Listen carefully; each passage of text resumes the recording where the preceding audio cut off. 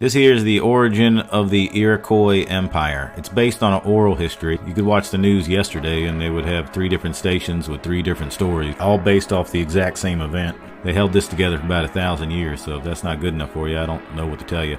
Prior to the foundation of the Iroquois Empire was a war that waged for generations among the 5 tribes. When I say generations, I mean generations. There was no one living at the time that could remember a time that they were not fighting amongst themselves. Alright, while these wars were raging, there was a man named Tigandawida. He was a holy man. He loved the animals and stuff. He could speak to them, so they said. And one day he had this great vision of peace. He's like, I had a great vision of peace, that all these tribes of the south that could be taught to love as much as they are taught to hate. I gotta find a way to spread peace because this war can't continue. Yo, that's cool, man. Can I get some bird seed? No, I ain't got no bird seed, but I got a cookie. Yeah, that'll work. You got another one? You don't think one's maybe enough? Alright, better give me a ride home, dude. Alright, so he dropped that big fat bird off and headed south in his mystical canoe.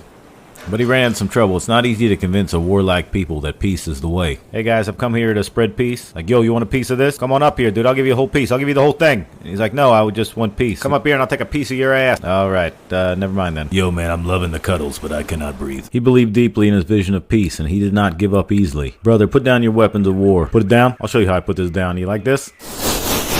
Boom, baby. You like that? No, actually, that's the exact opposite of what I like. Tigandawida never lost faith, and one day he happened upon a warrior who was weeping next to a lake. This warrior just so happened to be Hiawatha, who's got a master's degree in whooping ass. He is known throughout the 5 tribes as just a straight up badass dude. Why you weeping, dude? Like, I'm not crying. He's like, alright, why is there water coming out of your face? My whole family's dead. Like, what's up with that? He's like, well, there's this evil chief, Tedadahu, lives up in the woods, dude. He's a bad guy, man. He's got snakes in his hair. He wears snakes. Dude, you say snakes? Snakes. I wear snakes in my hair. And the dude eats people. People? Yeah, people, dude. And dude killed my entire family. Gosh, that's what you got say, man. You freaking out about the snake thing, but you're a great warrior, are you not? Hell yeah. Well, as a great warrior, you killed many people, and I'm sure they were all parts of people's families. You know, I never really looked at it that way. Well, tell me some more about this chief. Alright, it was my final mission. I called it Render Tedadahu No Longer Alive. I assembled a small detachment. As we headed out, I could tell my men were nervous, but I tried to comfort them. We dropped in the woods just before sunrise. Immediately, I could feel his evil, snaky presence.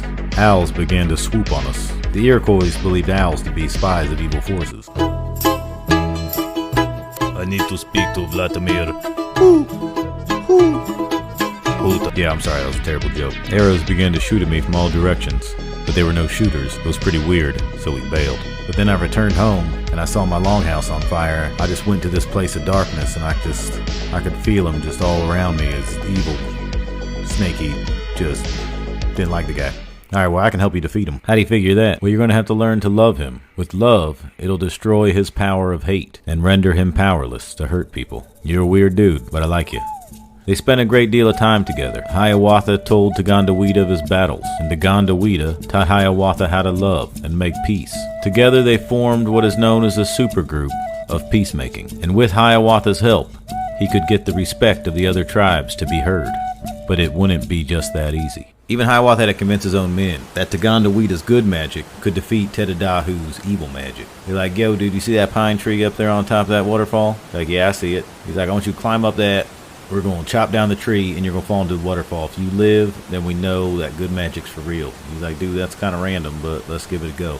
Anyway, he climbed up the tree, they cut it, splash, he lived, so they believed that he had them powers that he said he had. Then word started spreading quick, all about the miracles, all about how Hiawatha was a reformed warrior, all about this peace craze that was taking over everything. Now Tedadahu and Hiawatha set out to unite the tribes. First to the Cahuga, the people of the swamp, where they spoke of peace. And then to the Oneida, the people of the people of the regular rock, where they spoke of the wampum bell.